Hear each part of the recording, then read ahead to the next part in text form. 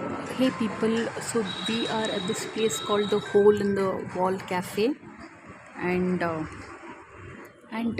we just visited Autumn Cafe, and when we had to come here, you realize that the general price range is it's a far more pocket friendly cafe, and there's an outdoor section.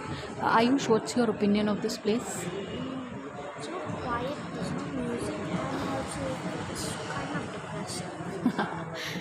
Yeah, this is literally, it is like it's a cafe where probably young crowd also can hang out, but we came here mostly since it's a pet friendly cafe, and I think I'm putting my little rabbits through a lot of I mean a lot of we need to just get back home, I guess.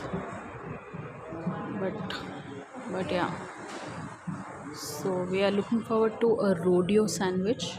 Once it comes, we'll do another recording. So this is how it looks.